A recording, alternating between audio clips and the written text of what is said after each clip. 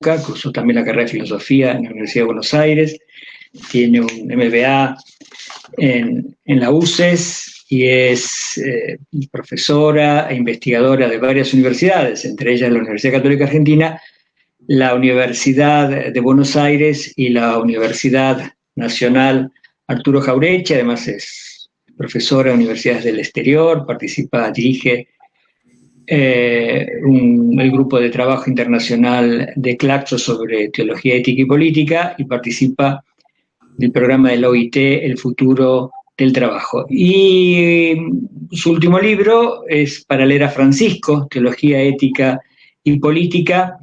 Y así que te saludamos y te damos las gracias de estar aquí. Emilce, ¿cómo estás?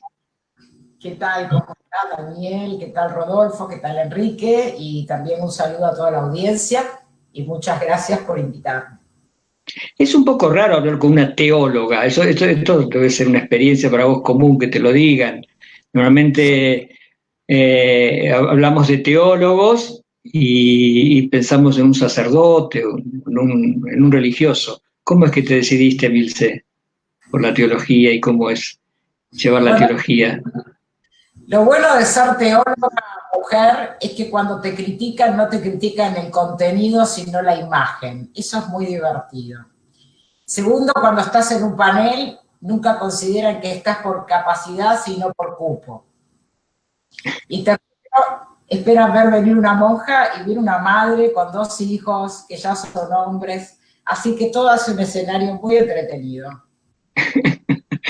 Bueno, ya hablaremos de esto. Y también nos acompaña, que también le agradecemos la diferencia, está esta tarde aquí con nosotros, el doctor Enrique del Percio, que es doctor en filosofía jurídica, especialista en sociología de las instituciones, es abogado, pero bueno, luego después fue derivando hacia la filosofía, es profesor de epistemología en distintas universidades, la Universidad de Buenos Aires, la Universidad Nacional de Rosario, en la UTREF, profesor invitado en universidades del exterior. Su último libro lleva por título Ineludible Fraternidad, Poder, Conflicto y Deseo.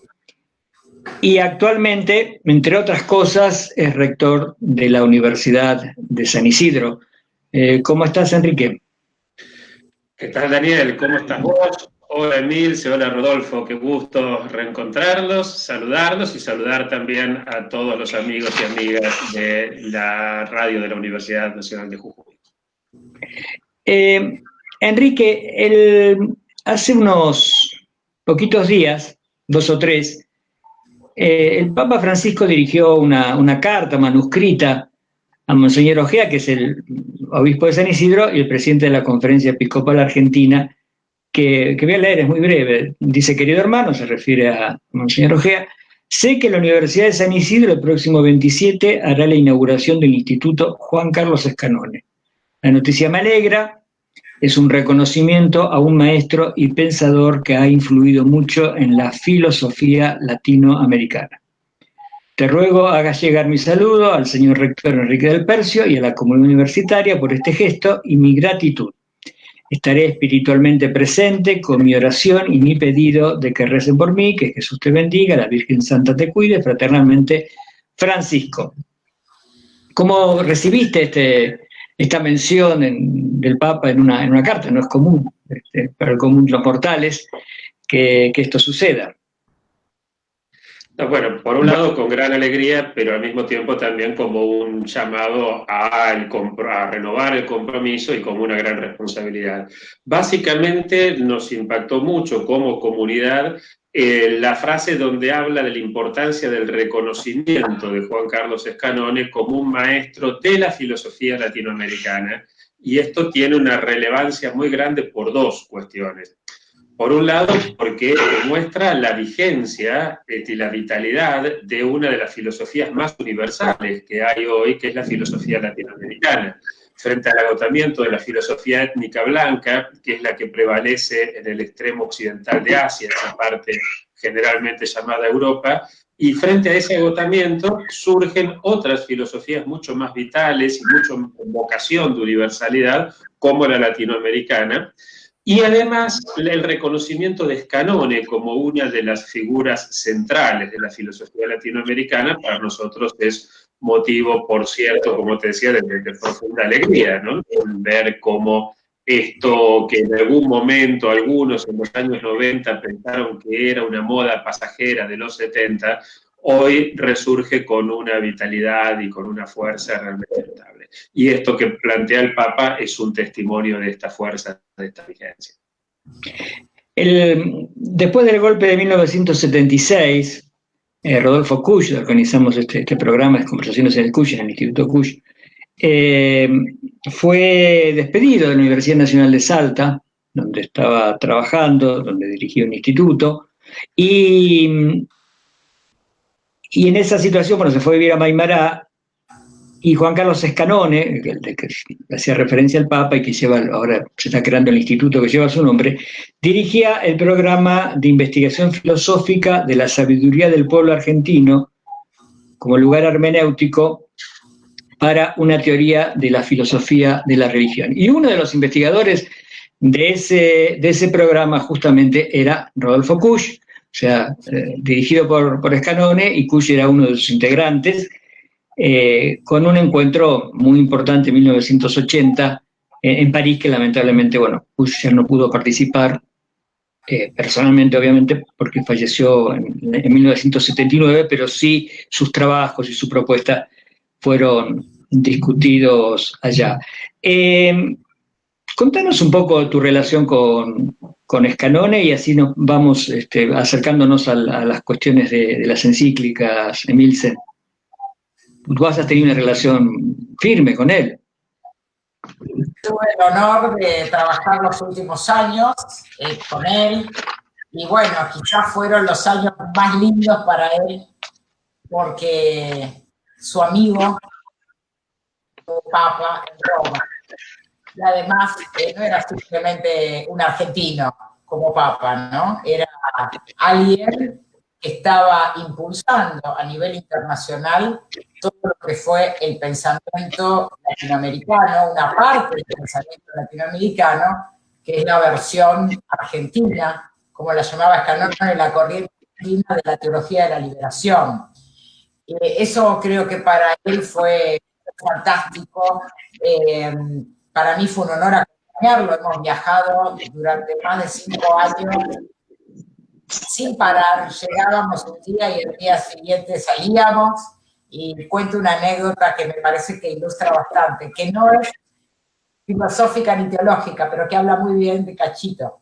Habíamos hecho un viaje a China, que incluso Enrique nos acompañó, y eso fue algo muy importante para Juan Carlos, porque era la primera vez que luego de la revolución en China, el partido aprobaba que en una universidad se hablara de teología.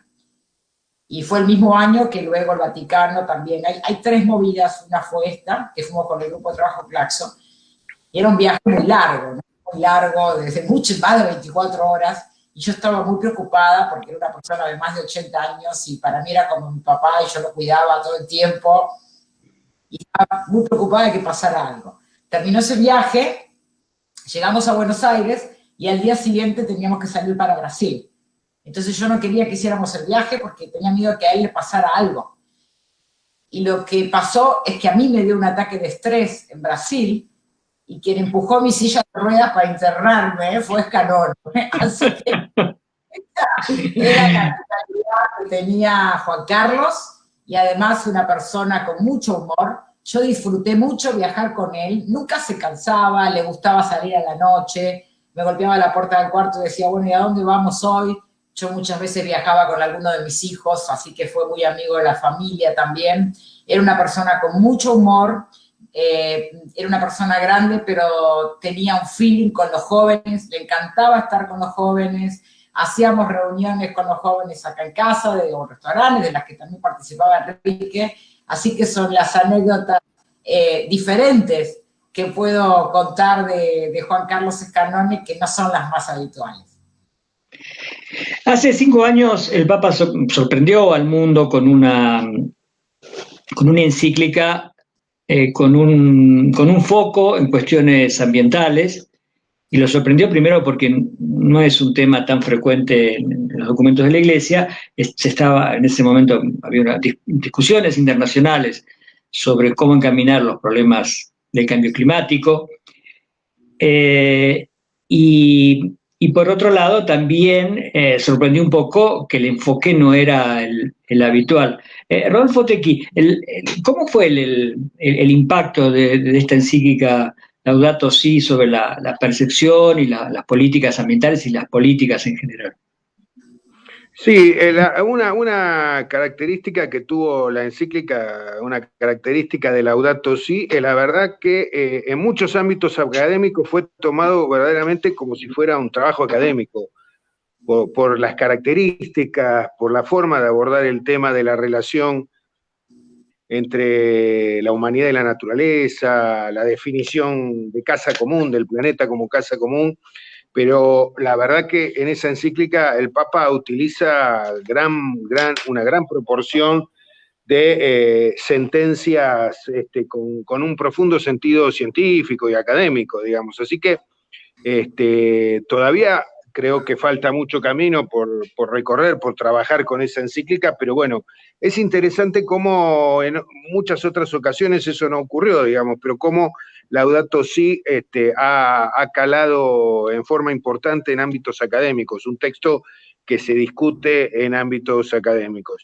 Y bueno, en síntesis, todo lo que tiene que ver con la descripción que hace el Papa Francisco, con todas las definiciones que él da sobre la relación entre el hombre y la naturaleza, entre la humanidad y la naturaleza, entre el hombre y la casa común, finalmente recaen en que, bueno, que es imposible pensar en una relación armónica del hombre con la naturaleza, en pensar que el hombre puede cuidar y sostener para las generaciones futuras la casa común si al interno de la sociedad no hay relaciones más justas, digamos. Es imposible que sociedades inequitativas, desequilibradas, asimétricas, injustas, bueno, esta sociedad que estamos viviendo, donde muy pocos tienen la mayor proporción de la riqueza y muchos comparten escasa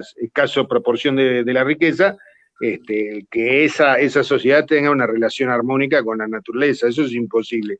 Y de algún modo, esta encíclica nueva, Fratelli Tutti, todos hermanos, bueno, avanza sobre eso, sobre cómo se construye una sociedad más fraterna, una sociedad más igualitaria, una sociedad más equitativa, y aborda todos esos problemas. Por eso el mismo Francisco lo dice, esto tiene mucha relación con Laudato Si. Este mensaje que doy, que todos somos hermanos, tiene que ver es una continuación, digamos, de alguna manera, además de todo lo que él dice, bueno, la inspiración en San Francisco, la inspiración en, bueno, un mensaje muy ecuménico, la relación con otras religiones, en fin, tiene puntos en común que son características identitarias, además, de Francisco. Pero bueno, estrictamente respondiendo a lo que vos me preguntás, Daniel, una característica que a nosotros en la academia nos llamó mucho la atención es cómo Laudato Si se transformó en un texto que se discute en los ámbitos académicos, digamos, bueno, por la profundidad que tiene, más allá de los aspectos religiosos, más allá de todos esos aspectos, la profundidad que tiene los conceptos científicos y académicos que se hilvanan en ese texto, ¿no? Emilce, ¿qué es una encíclica? ¿Qué valor tiene para la Iglesia y qué de novedad y qué de no novedad tiene este tipo de encíclicas como el Laudato Si o Fratelli Tutti? Una carta encíclica es justamente una carta que hacen los pontífices. Algunas cartas, la mayoría, son cartas internas, son cartas para los fieles, son cartas para los católicos. Pero las encíclicas sociales, la primera, la Rerum Novarum, a fines del siglo XIX, es la primera carta escrita para todo el mundo, no solamente para los fieles, no solamente para los creyentes. Entonces, las encíclicas sociales tienen esa particularidad. La Laudato Si y la encíclica última, Fratelli Tutti, son ambas encíclicas sociales, y todas las encíclicas sociales tienen un tema en común, que es la cuestión obrera. O sea, es una encíclica social, pero se ocupan específicamente dentro de los temas sociales, que son muchos, del trabajo. Por lo tanto, todos los temas que abordan siempre son en función de la dignidad humana de la persona, del trabajador. Aún la Laudato Si. Esto es importante porque mucha gente ve a la encíclica Laudato Si como una encíclica ambiental. En realidad habla de una crisis ecológica con dos caras, ambiental y social, porque el centro siempre es el trabajador, hoy desempleado, descartado. Y Fratelli Tutti también. Y uno diría, bueno, pero no habla de los trabajadores. Bueno, habla de la política como camino para garantizar la dignidad humana no reconocida en los trabajadores hoy desempleados. Entonces me parece que es importante tener en cuenta cuál es el centro de un discurso de una encíclica social. Enrique, ¿vos ves esas mismas diferencias y qué diferencias ves entre estas dos encíclicas que estamos hablando con las otras encíclicas o con el anterior discurso que tenía la Iglesia? ¿Qué novedad hay? Bueno, yo lo que noto es, por un lado, una continuidad. Como dice Milce, la continuidad está dada por la temática, y por cierto que después hay una adaptación también a cada época y a cada circunstancia, desde la Rerum Novarum hasta ahora se va adaptando. En el caso particular de Francisco, quizás, por un lado, lo que hay claramente es la continuidad que está dada incluso hasta por el mismo título. Estamos hablando siempre entonces de Francisco el Santo, que justamente es de donde podría haber surgido una modernidad distinta a la modernidad que después se impone, que es la modernidad anglosajona. La modernidad norte, que era el modelo que en ese momento estaría planteando el otro Francisco, implicaba, en primer lugar, reconciliarse con el trabajo. No nos olvidemos que cuando hablaba San Francisco, el trabajo era visto como algo denigrante, era propio de los esclavos y de los siervos. En cambio, con la dignidad del trabajo recuperada. Es recuperada la dignidad de la materia. Frente a una visión que no es cristiana, que encuentra sus raíces, no me voy a meter a hablar de esto acá delante de Milce, que conoce esto mucho mejor que nosotros, pero frente a una visión de cuño griego, no cristiano, donde lo espiritual es más importante que lo material, Francisco plantea en toda su dimensión la importancia de la materia. Recordemos que para nosotros los cristianos en la Biblia parece que la materia es creada por Dios y vio Dios que esto era bueno. Y recordemos que para los cristianos la principal cuestión ética tiene que ver con, Emilce, si está haciendo mucha interferencia tu... Sí. Que podés ser justamente en el punto donde sale el sonido. Ahí está, gracias. Te decía entonces, en el caso de la Fratelli Tutti, lo que hay, y también de la encíclica anterior de la Laudato Si, hay una recuperación de la materia frente a esta idea de una espiritualización, y la materia que tiene que ver con el decir cuál es el principal mandato ético para nosotros.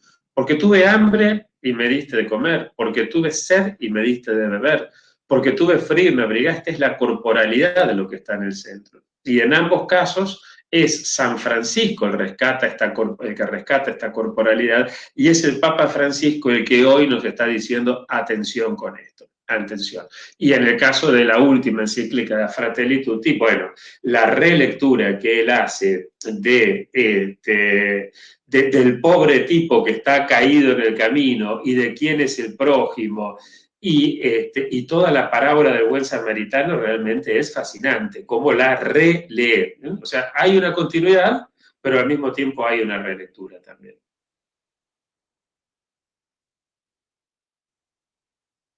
Estás muteado, Daniel. Estás silenciado. Gracias, Enrique. Vamos a una pausa musical y enseguida continuamos. Conversaciones del Instituto Kush.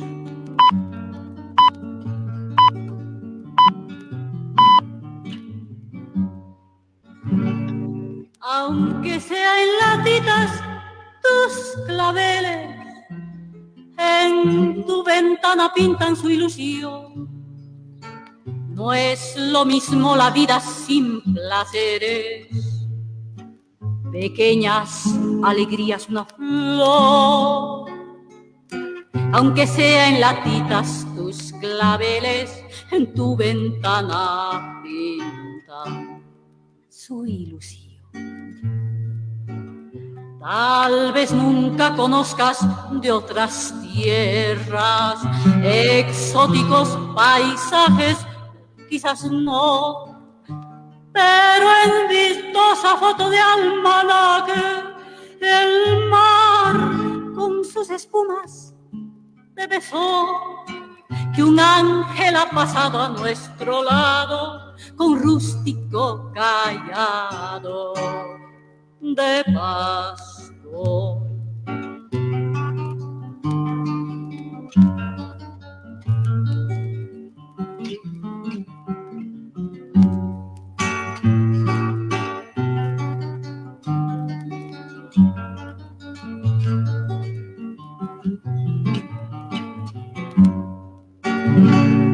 Yo sé que tú no tienes joyas bellas que te adornen en fatuo resplandor, pero en tus ojos lucen 2 estrellas y tu sonrisa brilla como un sol.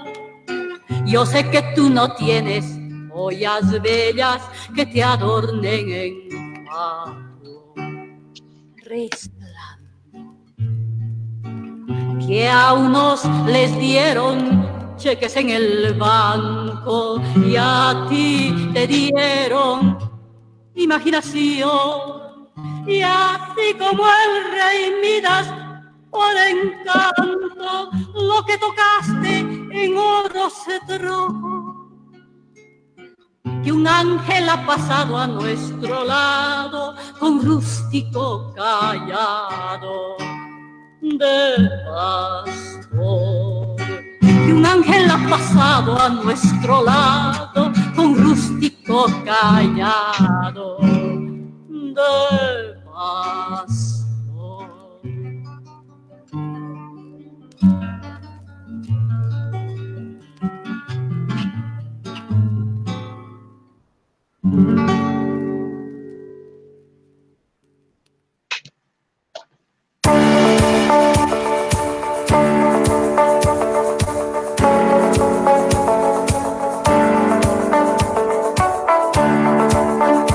Seguimos en Conversaciones del Instituto Kush.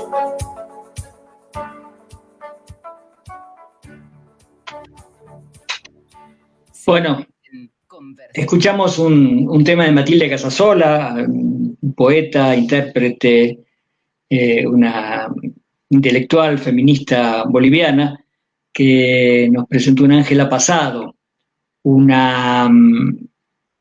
una poesía que se refiere a la búsqueda de belleza en la máxima pobreza, unas plantitas en latitas o una imagen de un almanaque, posiblemente con el mar, un mar que jamás conocerán, y además se está hablando de un ambiente boliviano, ¿no es cierto?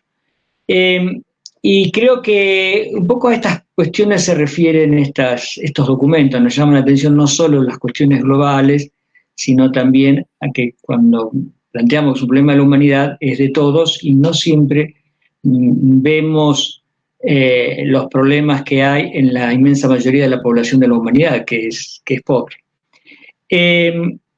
Este programa lo publicitamos con un flyer, y en el flyer había una fotografía, y varias personas me preguntaron por esa fotografía, que es del fotógrafo Lucio Boschi, Lucio vivió muchísimos años aquí en Jujuy, y va y viene entre Mendoza, donde reside ahora, y Jujuy. Bueno, va y viene cuando se puede, claro. Entonces le pregunté a Lucio por esta fotografía y me respondió esto. A ver si el operador puede poner el audio. Daniel, esa foto la saqué hace unos 22, 25 años. No me acuerdo exactamente dónde, no tengo como un registro. Sí sé que es en el noroeste argentino y que es la mano de una señora, posiblemente una campesina, alguna familia de arrieros o de pastores, con su mano sobre la coronilla.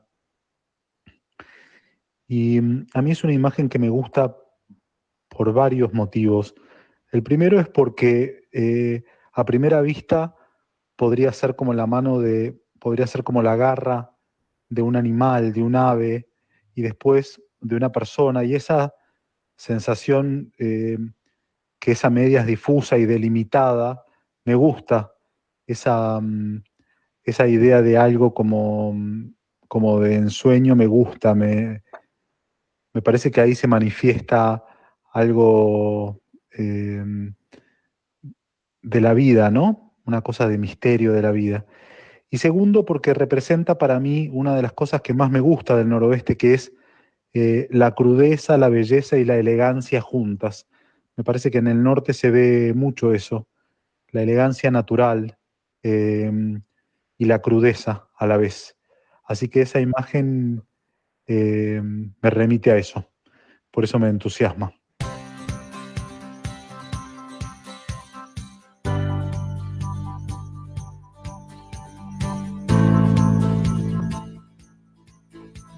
Bueno, desde ya que agradecemos a Lucio el derecho, el permiso de reproducción y utilización de esta imagen tan bella en el flyer de publicidad de este programa. Emilce, tratemos de profundizar un poco, porque quizás parte de nuestra audiencia no ha leído, mucha de nuestra audiencia no ha leído estas encíclicas. Entonces, ¿qué novedad trae y qué es lo que presenta, por ejemplo, la Laudato Si? Tendrás que encender el micrófono, Emilce. Según mi modo de interpretarlo, hay dos novedades. Una en la Laudato Si y una en Fratelli Tutti. En Latinoamérica se utiliza un método, el método teológico latinoamericano, que es el ver, juzgar y obrar, ¿no? Y aplicamos esto todo el tiempo para hacer el discernimiento. Si yo tuviese que aplicar ese método a la doctrina social de la Iglesia, es decir, a las encíclicas sociales, yo diría que León XIII en la Rerum Novarum fue el momento del ver, porque por primera vez se visibiliza al trabajador como un protagonista del conflicto social, típico del siglo XIX. Pensemos que la primera vez que los trabajadores están en primera plana en el arte es en el siglo XIX. Pensemos en el cuadro del vagón de la tercera clase, ¿no? Famoso. Entonces, es parte de la época lo que hace León XIII, entre otros temas de coyuntura, como bien explicó Enrique, pero es el momento del ver. Pasan varias décadas, 2 guerras mundiales en el medio, la creación de la Organización Internacional del Trabajo, la consolidación de los sindicatos como instituciones. En la Rerum Novarum los trabajadores no tenían ningún tipo de protección, eso es lo que denuncia la encíclica. Y llegamos al segundo momento con Juan Pablo II, en la labor en Exercen, que a mi juicio es el momento del juzgar, que es cuando él realmente desarrolla y hace concreta la teología del trabajo, que por supuesto es la recopilación de muchos autores y de muchas luchas sociales. Y digo esto porque algunos creen, cuando leen ahora a Francisco, que la novedad de Francisco está en la crítica al sistema liberal, pero Juan Pablo II dice que el liberalismo es la ideología del capitalismo y critica al capitalismo. Entonces, no está la novedad en la crítica al sistema. Eso ya lo hizo Juan Pablo II. Según mi modo de ver, el tercer momento, que es el momento del actuar, para la audiencia que no es teóloga diría el momento de responder la pregunta ¿qué hacer?, que es la pregunta por la política, es el momento del Papa Francisco. Y eso es la Laudato Si y la Fratelli Tutti. Dentro de ese qué hacer hay una novedad. En cuanto a Laudato Si, que él dice que ahora los explotados no son solo los trabajadores, es más, ya no son los trabajadores, porque son desempleados estructurales del sistema, por lo tanto descartados, sino que hay algo o alguien más que entra en juego, que es la que él llama la hermana madre tierra. Por eso digo algo o alguien. Esa es una novedad. Y es la casa del trabajador. Y Juan Pablo II decía que era el puesto de trabajo del ser humano. Entonces, cuando defendemos la tierra, los recursos naturales, que el Papa no quiere que los llamemos más recursos, estamos defendiendo, en palabras de Juan Pablo II, el puesto de trabajo, no solamente por la explotación de los recursos, sino por la apropiación absoluta de los bienes que fueron creados. Entonces acá hay dos conceptos muy fuertes, en contra del sistema, con fundamento teológico, en otro papa, al que no llamaban populista, que es Juan Pablo II. Y en el caso de la Fratelli Tutti me parece que es algo más que suma al Laudato Si, donde él está diciendo, y acá sí me parece que es la otra novedad que aporta esta encíclica, porque no era una novedad hablar, criticar al sistema, sino que está diciendo que la capacidad para llevar a cabo la transformación está en los de abajo, y que la política, como nueva forma política, está en los movimientos populares. No está ni en la alta academia, ni en la inteligencia partidaria. Eso es una bomba. Esa es mi forma de ver.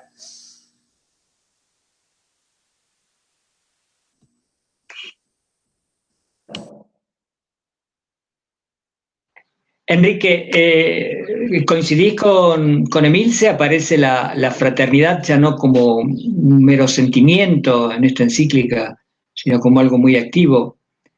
¿Coincidís con Emilce en esto? Mirá, yo la verdad no soy especialista en doctrina social de la Iglesia, con lo cual yo no me animo a decir cuál es la novedad, porque para eso tendría que haber estudiado. Como Emilce estudió, confío en que si ella lo dice debe ser así, no es el tema mío de estudio. Sí, lo que veo es, como decía antes, pero sí, no soy un estudioso, soy simplemente un lector, sí veo que hay, por un lado, como concuerdo con Emilce en estas continuidades, estaba pensando, por ejemplo, en el concepto de pecado estructural, que lo introduce Juan Pablo II, y que claramente antes había quienes discutían, ¿no? El pecado puede ser individual, bueno, aquí Juan Pablo dice, ojo que hay estructuras de pecado, y en este sentido hay una continuidad con esto. Ahora, con respecto a la fraternidad, no me voy a meter si es novedoso, si no es novedoso, lo que sí hay es un giro interesantísimo y una vuelta casi chestertoniana, diría, con respecto a la forma en que generalmente se entiende la ética en la forma en que mi tía Eduviges se entiende la ética. La ética como cosa de ser buenitos, ¿no? Ese buenismo propio de la ética, que es un buenismo ingenuo, porque nunca te explica por qué hay que ser bueno porque sí, porque es bueno ser bueno, y este tipo de estupideces. En el caso de la última encíclica queda claro que esto no es así. O sea, cuando el buen samaritano va a ayudar al tipo que está al lado del camino, lo va a ayudar porque él se realiza, él se constituye a partir de ayudar al otro. Es decir, no lo hace, no va el buen samaritano a ayudar al otro porque lo repito, porque hay que hacerlo. Y acá entonces quisiera señalar dos cosas que me parecen muy importantes. Una tiene que ver con que Margaret Thatcher usaba mucho esta misma figura del buen samaritano. Claro que ella lo que solía decir era hay que tener plata porque el héroe de la parábola es aquel que tenía plata, que podía darle alojamiento, con lo cual de lo que se trata es de promover al empresario, ¿no? La vuelta que le da Francisco es genial en esto. Lo que él dice es, miren, no importa a qué te dediques, lo que importa es que no pases al lado del camino sin mirar al otro, porque no te realizas vos. Quiero brevemente, en un minuto, contar algo que me pasó ayer y que me parece que es interesantísimo, que es una parábola de la parábola.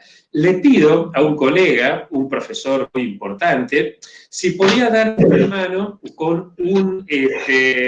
ahora sos vos, Dani, el que está sonando mucho en el coso. Le pido a un colega que me dé una mano con con un cursante que necesitaba hacerle unas consultas, cuando él pudiera, no hace falta que sea esta semana o la otra, cuando él pueda. Y me dice, no puedo atenderlo porque estoy ocupado, porque tengo que estudiar mucho, y si no me distraigo y no me voy a poder concentrar en mis estudios. Esto me lo dice ayer y me molestó mucho, porque este muchacho realmente necesitaba su auxilio, su consejo. Pero lo que más me molestó fue ver hoy en los grupos de WhatsApp cuando este colega plantea la necesidad de estudiar a fondo la última encíclica del Papa. Y yo decía, el que pasa por al lado del tipo que está tirado porque los ladrones lo dejaron ahí, primero pasa por al lado un sacerdote que estaba muy preocupado por su misión de culto, pero después pasa por al lado un levita que estaba muy ocupado porque tenía que ir a estudiar. Entonces esto me pareció una parábola dentro de la parábola. El profe que deja tirado al alumno sin darle respuesta porque tiene que ir a estudiar. ¿Y qué es lo que va a estudiar? Un papa que habla de una parábola donde un levita deja a un tipo tirado porque tiene que ir a estudiar. Me pareció que si no fuera porque es de verdad y por lo tanto estoy indignado, sería o para un cuento o para un chiste. Bueno, es un poco tremendo lo que estás contando. Y justamente me da pie para pedirle a nuestro rector, a Rodolfo Tequi, que haga una reflexión sobre el valor político de la fraternidad en esta circunstancia y sobre todo en la universidad, ¿no es cierto? Porque cómo se vive y cómo se obra a partir de este valor, que de los tres valores de la Revolución Francesa siempre se dice que es el más olvidado, parece ser que se resuelve con buenismo, pero es el más olvidado. Sí, bueno, Enrique acaba de dar un ejemplo, digamos, de algo que sucede en un ámbito académico, digamos, pero en esta última encíclica, Todos somos hermanos, una cosa que es muy interesante es que más allá, digamos, de resaltar la importancia de que todos actuemos en consecuencia, considerándonos hermanos, considerando al prójimo, Francisco hace una descripción de todos los fenómenos que en la sociedad actúan tratando de evitar que nos comportemos como hermanos. Y fenómenos con responsabilidades, digamos. Hay responsables socialmente en la sociedad, hay responsables de generar actitudes, y generar actividades y generar iniciativas que tratan de impedir que nos comportemos como hermanos y que, como lo dice el propio Francisco, que simplemente nos allanemos a ser espectadores o consumidores, nada más. Obviamente, en un mundo de espectadores y consumidores no tiene mucha importancia pensar en el otro, no tiene mucha importancia pensar que el otro es un hermano. En un mundo que somos espectadores y consumidores, no importa si yo mi patrimonio lo pongo en alguna cuenta en el exterior y la dejo ahí y no me preocupo de seguir generando con ese bien, tratarlo como un bien común, seguir generando trabajo, seguir generando desarrollo, crecimiento, usando mi patrimonio para eso, no estoy diciendo enajenando ese patrimonio, pero obviamente, como no tengo hermanos, en el resto de la sociedad son otros consumidores y otros espectadores, y el que no lo puede hacer es un descartable, es una persona descartable, Obviamente yo mi patrimonio lo puedo poner en una cuenta en el exterior y me rendirá o no me rendirá, pero bueno, no me preocupo por tener alguna actitud más proactiva en usar esa propiedad, en generar trabajo, en generar bienestar para mis hermanos, no me preocupa eso. Entonces, me parece interesante cómo Francisco habla de eso. Y particularmente, obviamente, en el tema universitario también hay una consecuencia de estas cosas, de considerar, primero que nada, obviamente, principalmente a las alumnas, a los alumnos de una universidad, considerarlos justamente en ese sentido, hermanos, que están en una actitud importante y que necesitan permanentemente que estemos en contacto con ellos, ayudándolos a generar conocimiento, a generar valores que tienen que ver con estas cosas de la fraternidad, no simplemente darles conocimientos y que después los usen para lo que mejor les parece, sino además no solo darles los conocimientos, sino además incentivarlos a que esos conocimientos se utilicen en beneficio del resto de la sociedad, del resto de la comunidad, particularmente en las universidades públicas argentinas. Las universidades son sostenidas por toda la comunidad, por toda la sociedad con su esfuerzo, así que, como siempre le recordamos a nuestros graduados, a nuestras graduadas en los actos de colación, tienen un primer deber, que es devolverle a esos hermanos que facilitaron sus estudios sosteniendo la universidad pública, devolverle ese esfuerzo que hicieron, pero ahora como profesionales universitarios, como técnicos universitarios, devolverle eso. Así que sí, hay obviamente un correlato, digamos, porque, repito este concepto, digamos, es un texto que identifica muy claramente todas aquellas actitudes y todos aquellos fenómenos que activamente y con toda la intención tratan de que no nos comportemos como hermanos, no nos comportemos solidariamente entre nosotros. No es solamente que la sociedad, sus miembros no son solidarios, hay intención en algunos miembros de la sociedad y en algunos sectores, hay una intención de que no nos comportemos como hermanos y simplemente seamos espectadores de la realidad, seamos consumidores, y bueno, y el que no puede ser consumidor y espectador es una persona absolutamente descartable, ¿no? Eso me parece que tiene un profundo sentido, y además seguramente Enrique, Emilce lo podrán incluso desarrollar o comentar mejor que yo. Claramente se mete en un tema de absoluta actualidad la encíclica cuando habla de las diferencias que hay entre el populismo y lo popular, ¿no? Lo populista y lo popular.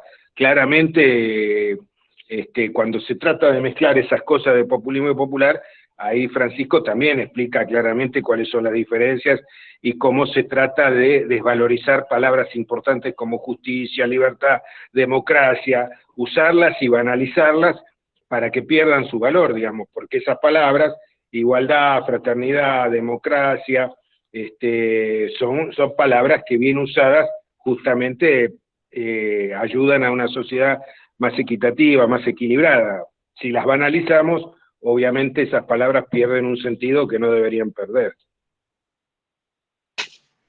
Gracias, Rodolfo. A ver, Milce o Enrique, ¿quién recoge el guante para el tema de populismo y popular? Ahí vamos a tener una discusión con Emilce, así que yo prefiero que empiece Emilce, después sigo yo, o al revés. Emilce defiende un poco más que yo al populismo.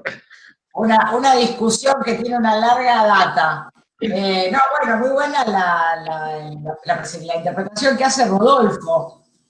A mí me gustaría decir algo que sé que a Enrique no le gusta, pero lo voy a decir para molestarlo, nada más, para ponerle sal a la vida. Justo estando en homenaje a Kusch, voy a decir lo siguiente. La palabra populismo es una provocación. Además de haber trabajado con Scanone, también trabajé con Laclau. Y ahí aprendí a ver la similitud que había entre ambos. porque todos estamos en el mismo barco, ¿no? Y una de las cosas que trabajé, que es la parte central de mi libro, y que además cuando Scannone lo prologa, hace un prólogo que no es cualquier cosa, ¿no? Él analiza palabra por palabra y dice, esta interpretación está bien. Y ahí yo lo que sostengo es que justamente la particularidad del pueblo, entendido en el sentido que lo entendemos en Latinoamérica, está no en definir qué es el populismo, sino en decir, acá estamos, ¿no? El estar, es el estar. Y ahí hay una provocación en cuanto a aceptar la palabra populismo como algo bueno, y esto no se entiende en Europa. En Latinoamérica y en algunos, bueno, en Argentina, en algún sector del Uruguay también, la palabra populismo se lleva con orgullo. No solamente Laclau, cuando le pone La razón populista a su libro, él incluso me lo decía, tenés que titular los artículos y los libros así de manera provocativa porque si no, no los va a leer nadie. Pero más allá de ese chiste, la provocación está justamente en la analéctica, ¿no? En esta confrontación de afirmarse en eso con lo que el otro me califica para denigrarme. Entonces, cuando a comienzo del siglo XX las élites despectivamente llaman populista a lo popular, que justamente es una organización política no partidaria, es una organización que tiene que ver con una unidad ante la amenaza de muerte, y después vendrá la estrategia, como bien dijo el Papa en la última homilía de Pentecostés, primero la unidad y después la estrategia. Ese es el momento decisivo político del pueblo, que no es lo mismo que un partido. Entonces, en ese momento político fue llamado populista, despectivamente. Eso es al comienzo. ¿Y qué hace esta gente del pueblo? No lo desmienten. No se pone a decir, no, yo no soy malo, yo soy bueno, ¿no? Como acaba de explicar Enrique. No, dice, sí, somos populistas. Es más, podemos dar razones, ¿no? Ahora bien, en el siglo XXI, populismo pasó a tomar otro sentido. Si populismo es la palabra que se utiliza para decir todo lo que no me gusta en política. Entonces, populista es Trump, populista es el Papa, populista es Cristina, populista es Macri, populista es Bolsonaro.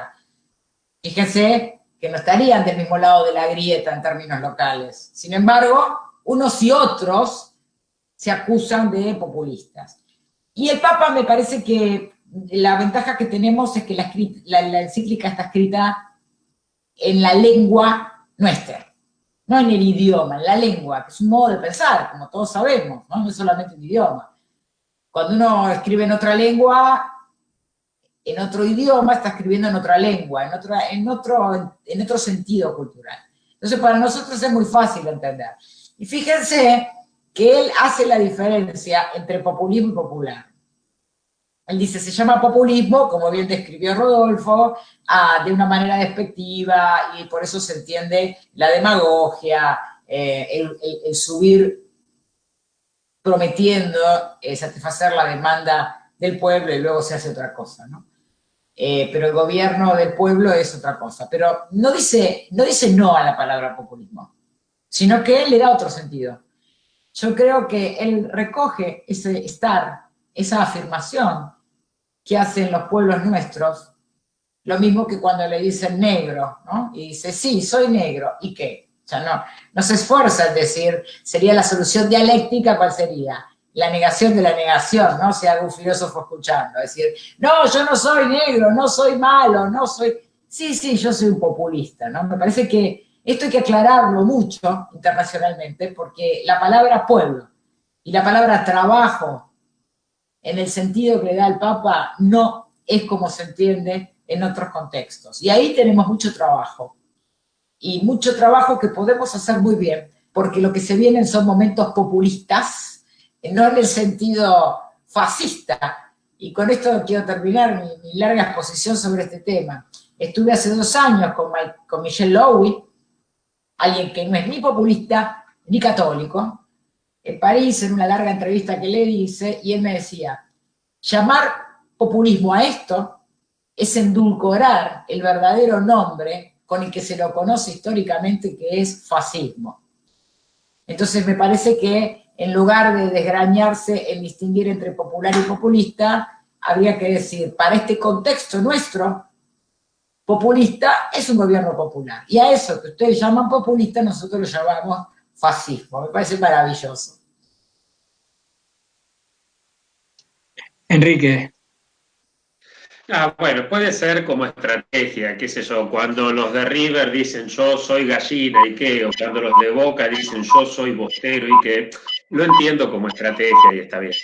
Ahora, cuando nosotros hacemos un análisis de la cuestión, yo prefiero distinguir, porque creo que justamente el gran problema de este tiempo es precisamente haber olvidado al pueblo.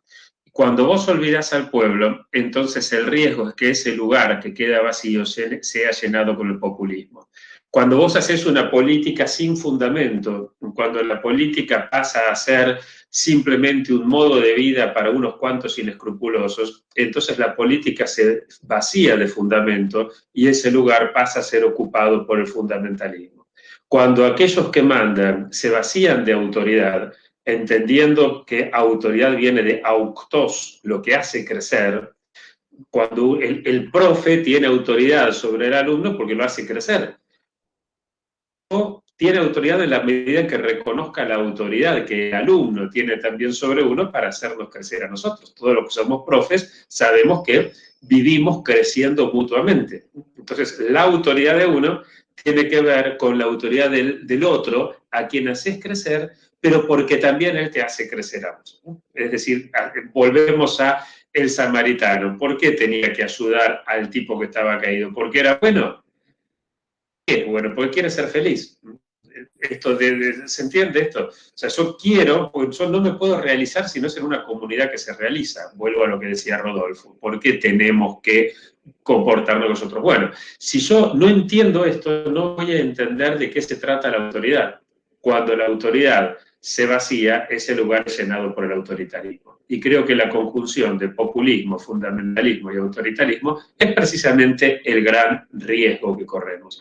¿Cómo se plantea la cuestión desde Fratelli Tutti? Y no es para un programa de radio explicar por qué estoy pensando esto, porque realmente no podría desarrollarlo en menos de 10 o 15 minutos y sería aburridísimo, pero estoy profundamente convencido que justamente el rescate que el Papa hace de una concepción fraterna de pueblo, y ahora voy a plantear qué significa esto, el rescate que el Papa hace de una construcción fraterna del fundamento, o sea, no hay un fundamento preexistente, sino que lo construimos entre todos y no hay un Papa que venga y nos diga este es el fundamento. Es fraterno porque somos entre los hermanos los que tenemos que construir esto.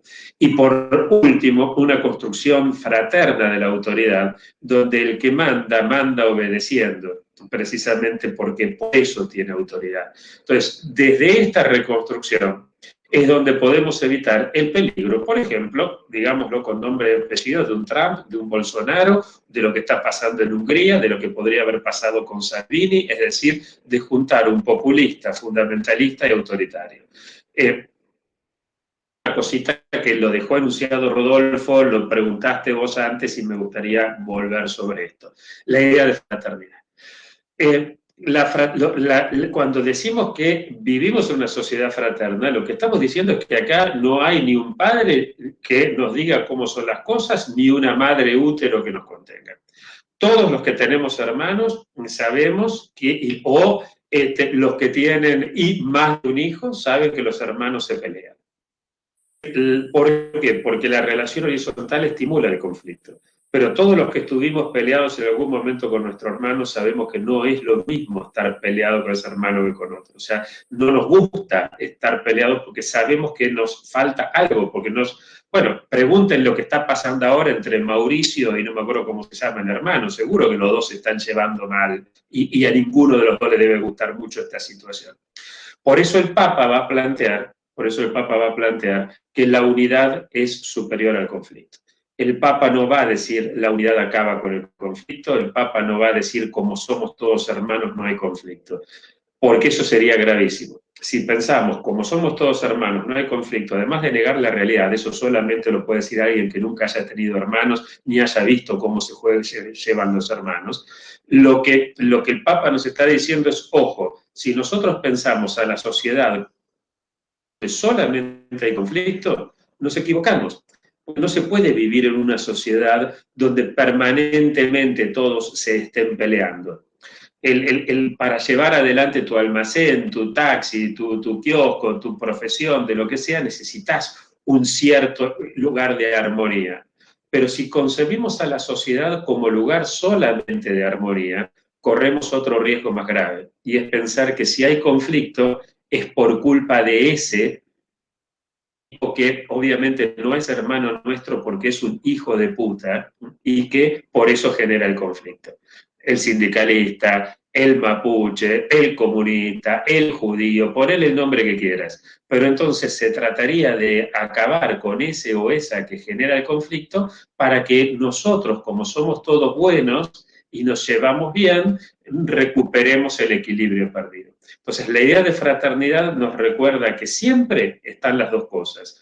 Nos recuerda que la palabra política viene de polis, la vida en común, pero también de polemos, el enfrentamiento, la guerra. Pero nos recuerda en última instancia que como hermanos tenemos que tratar de ver cómo hacer para convivir con ese conflicto cuando no es posible canalizarlo o resolverlo. Y esto es un poco el planteo de fondo que uno advierte en toda la prédica de Francisco, no solo en las dos encíclicas. Perdón por lo largo que se hizo esto.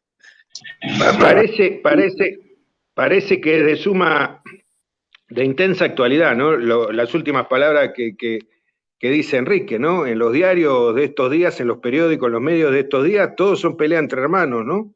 En familias donde los hermanos están peleados allí, pareciera, ¿no? Un trabajo práctico, digamos, acerca de Fratelli Tutti y qué pasa con los hermanos, digamos, porque la verdad que hay peleas de hermanos, digamos, ¿no? Y esas peleas de hermanos han ganado las pantallas y han ganado las primeras planas de los periódicos. Bueno, enseguida... Sí. Porque es muy interesante. Y siguiendo algunos otros teóricos europeos, yo creo que estamos entrando en una etapa postsecular de la política, es decir, que la política deja de ser una política entre distintos sectores sociales, luchando por derechos, y volvemos a lo que se conoce como la guerra de dioses, que justamente ese era el modo de hacer política entre las distintas facciones de la burguesía.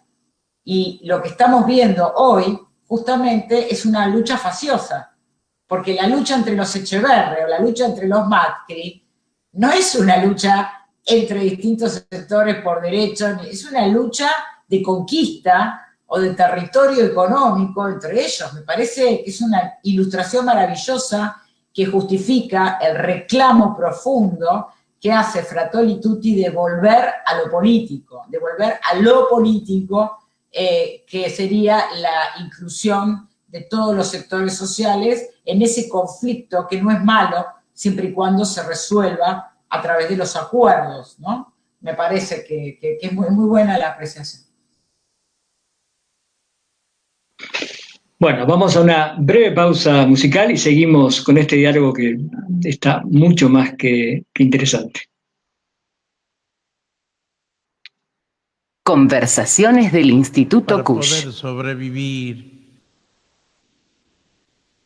peleando y amainándoselas como Dios lo ayuda. Esta chacarera que hicimos con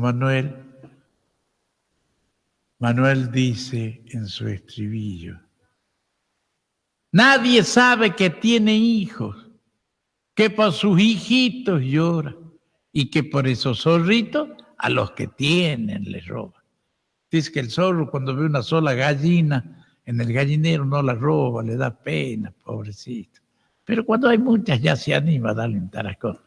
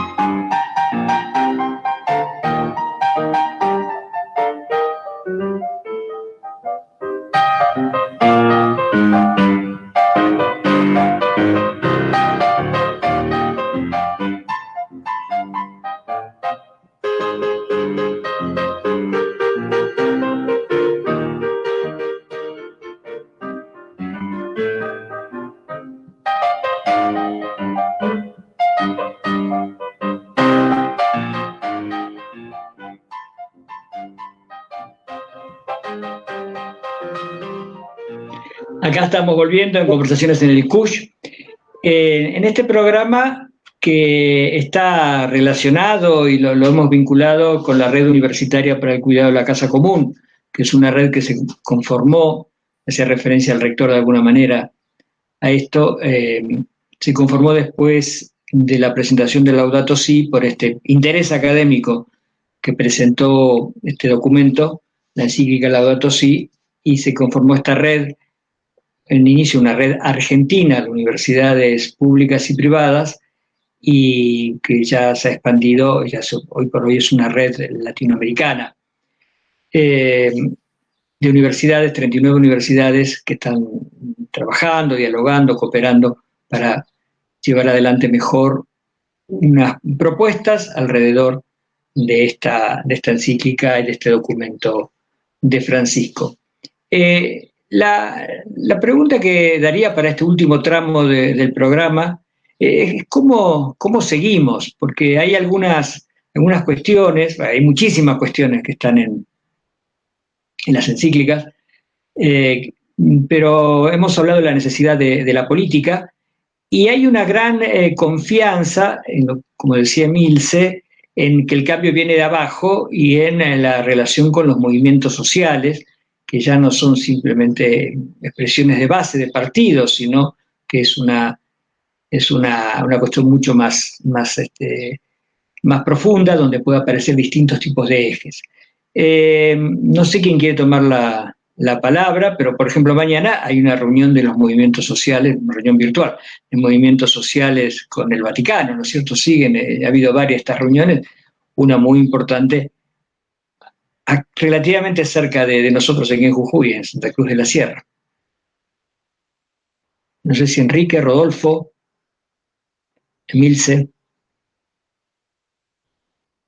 Bueno, lo que haría primero es aclarar una diferencia que está bastante confusa, y es la palabra movimientos sociales y movimientos populares, porque no es lo mismo. El Papa habla de movimientos populares, no de movimientos sociales. Los movimientos sociales no necesariamente son populares. Greenpeace es un movimiento social.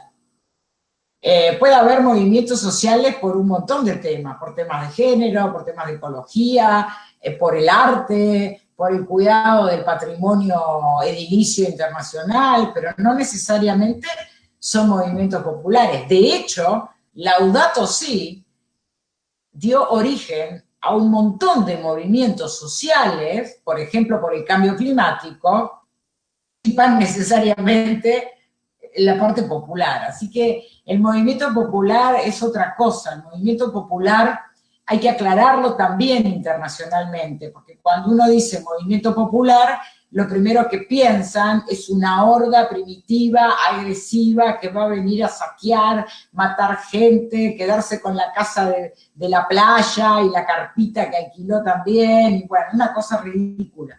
Movimiento popular es cuando una comunidad que hasta ese momento, no porque esté en la encíclica, sino porque estoy trabajando a fondo este tema hace 1 año y medio, con toda Latinoamérica. Una cosa es una comunidad organizada económicamente, como unidad económica para sobrevivir, y que en todo caso sale a la calle a cortar caminos para pedir comida o para pedir la renta universal.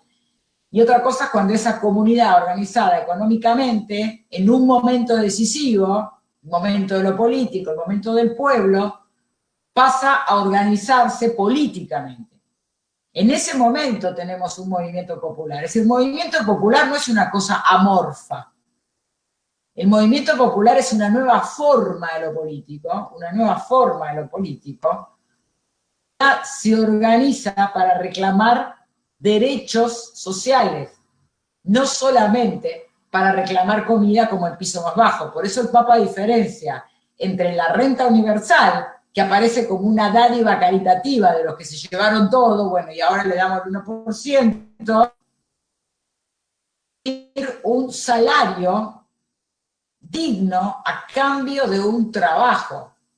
En el primer caso es una obra de caridad, en el peor de los sentidos. En el segundo es político. Entonces, ese es el movimiento popular del que está hablando, una comunidad organizada políticamente, no reclamando y agrediendo. Quizás para nosotros, para toda esta audiencia, y para los argentinos, y para toda Latinoamérica, no estoy segura ya, sea claro, pero esto no es nada claro en el resto del mundo, y el Papa no escribe para los argentinos, escribe para todo el mundo. Entonces ahí me parece que también podríamos colaborar aclarando esto. Me parece, Daniel, si me permitís, ¿no? Lo que pasó el último fin de semana, en relación a lo que dice Milce, lo que pasó el último fin de semana en Bolivia, ni el más optimista cuadro del MAS en Bolivia pensaba que iban a tener el resultado que obtuvieron. Un resultado tan contundente que no hay posibilidad de negarlo, digamos, con todas las intenciones de negarlo que obviamente tenían quienes habían asaltado el poder. Digamos, ahí me parece que se expresó un movimiento popular, más allá del MAS incluso.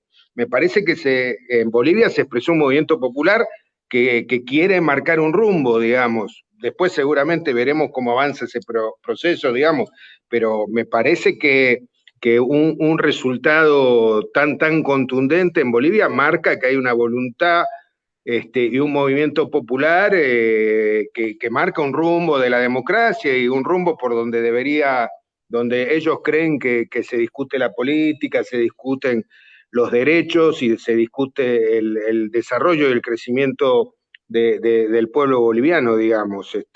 Realmente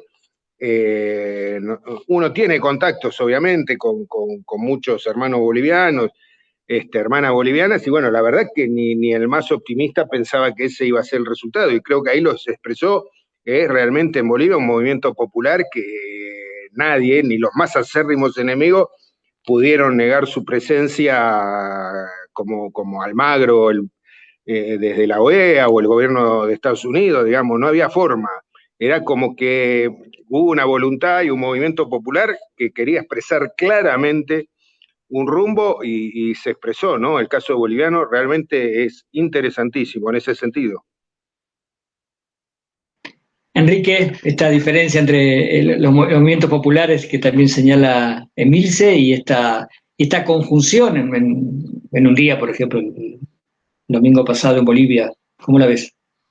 Sí, no, coincido en esto, sí, coincido plenamente con Emilce, porque además aquí hay dos cositas que quisiera comentar. Una la plantea el Papa justamente en su alocución a los movimientos populares, y es la importancia de la organización, ¿no? En el movimiento social puede haber un reclamo puntual, puede no haber ningún tipo de organización, en cambio el movimiento popular requiere, y es fundamental para esto la organización. Otro pensador nuestro decía: la organización vence al tiempo.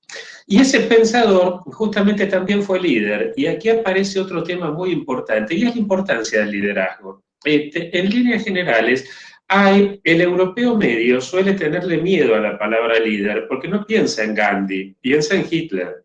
Y es lógico, si yo pensara en Hitler también tendría miedo, pero ahí entonces aparece un tema que es crucial en la última encíclica y que, si bien no lo usa con estas palabras, es uno de los temas medulares de la teología de Scannone, que es la conversión a la víctima.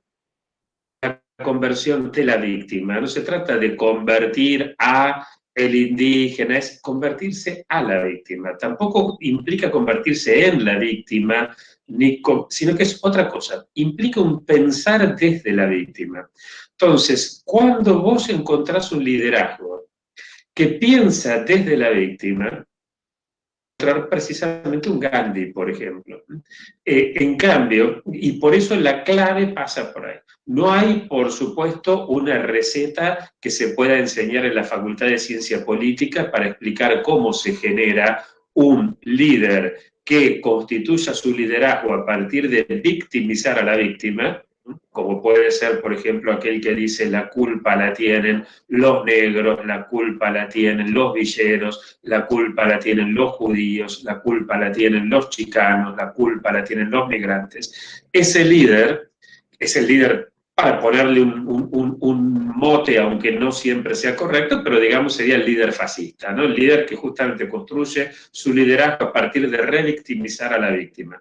Pero en cambio tenés otro tipo de liderazgo, que es el del líder que precisamente el reclamo de la víctima, y a partir de entender el reclamo de la víctima entiende el reclamo de toda la sociedad. Y esto es algo muy scannoniano. Cuando Scannone hablaba del tema de que la liberación del resto de Israel, la liberación de los de abajo, implica necesariamente la liberación de los de arriba. Pensemos, por ejemplo, la liberación de la mujer, o como simple enfrentamiento con el varón, con lo cual la liberación de la mujer lo único que hace es que cuando vas al cine, en vez de ver que la forma violenta de resolución del conflicto la encarna Rambo, la va a encarnar Lara Croft. Que la empresa depredadora del ambiente, en vez de tener un CEO varón, va a tenerle un CEO mujer. En cambio, la verdadera liberación está implicando algo muy distinto. La verdadera liberación implica que no nos preocupe tanto cuántos rectores universitarios varones, cuántos CEO varones o cuántos generales varones haya y cuántas mujeres haya maestras o enfermeras, sino que nos preocupe mucho más que un rector, un general o un CEO esté mejor considerado que una enfermera o una maestra. En ese sentido, la emancipación y la liberación de los de abajo necesariamente implica la liberación de los de arriba. Cuando vos encontrás un movimiento popular, genuinamente, es aquel que asume que la liberación es con todos y necesita organización, y la historia muestra que por lo general, por lo menos desde Moisés hasta acá, anda siendo mejor encontrar un liderazgo. Pero, repito, hay que tener cuidado con ese liderazgo. Y creo que el tema pasa por la influencia de Scannone en Francisco acerca del pensar desde las víctimas y la conversión a la víctima. Muchas gracias. Quiero leer algunos mensajes que han estado llegando en este tiempo. Alejandro Novoa dice que qué interesante. Pues tiene que ver con... qué interesante, acepto aprender más sobre esto, nos dice Alejandro. Carlos Custer nos dice excelente nivel de debate, muy buenas intervenciones del rector Tequi, de Emil Secuda y del rector del Percio. Lalo Torres nos dice increíble propuesta, tienen estos encuentros compañeros, y Walter Barrios, muy interesante el programa y nos manda un abrazo. Mario Vilca, un filósofo, profesor aquí también en la universidad, señala horizonte de valores que orientan las jóvenes generaciones, descentramiento del yo a nosotros, de la conciencia a las corporalidades, de la contemplación a lo político, cercanos al pensar de Kush y Kushen. Alejandro Novoa dice, le pregunto a Emil Secuda sobre los movimientos populares, si se proponen reclamar o conquistar nuevos derechos? Se pregunta. Y Adriana González Burgos dice, con referencia al pueblo, aparte de la connotación sociológica y a veces económica que tiene el término, cabe pensar que también y ante todo es un símbolo. Como tal, él cierra el concepto, bueno, y ahí se corta un poco el texto de Adriana. Emilce, si querés responder un poquito a Alejandro, creo que ya lo hablaste, pero por ahí podrías reafirmarlo. Muy sintético, por supuesto que es nuevo, son nuevas conquistas, porque el escenario de las relaciones de productivas cambió. El patrón ya no es más patrón, por eso la economía no tiene rostro humano, porque son corporaciones manejadas por CEOs. El trabajador ya no es más un empleado asalariado que comparte 8 horas por día, 6 días a la semana, como para organizarse sindical y políticamente. Entonces, como el escenario es otro, y eso tiene que ver,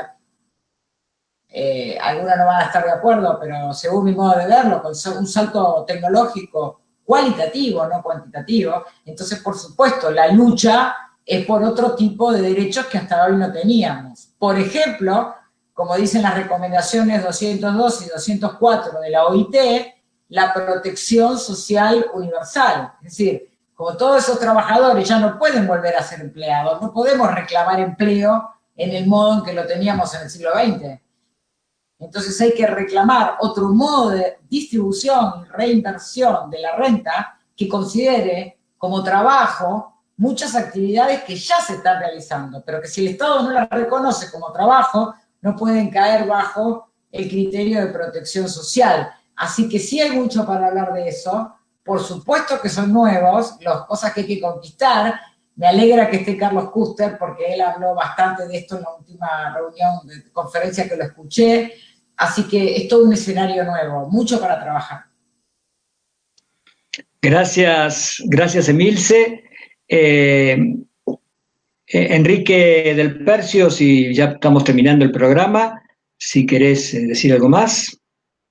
Sí, bueno, un aviso, la conferencia de Carlos Kuster la dio la Universidad de San Isidro, justamente, así que querido Carlos, fue un orgullo tenerte con nosotros.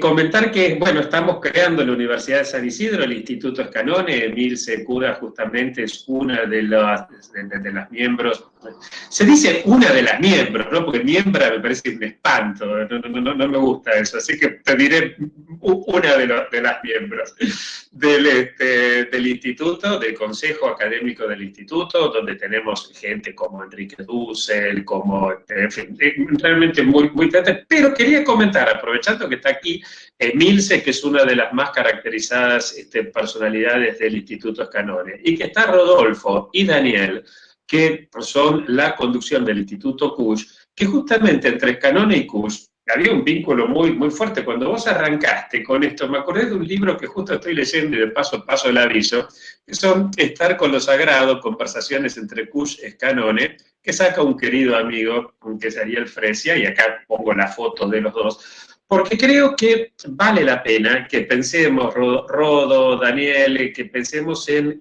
tareas conjuntas, en continuar nosotros la labor que nuestros maestros, Kusch y Escanone, empezaron. Entonces, en ese sentido, creo que también este programa, ya que estamos 2 del Escanone y 2 del Kusch, está bueno como para que sea, además, poner en movimiento la pelota para que sigamos jugando este partido, si es que ustedes están de acuerdo. Señor rector, Rodolfo Tequi.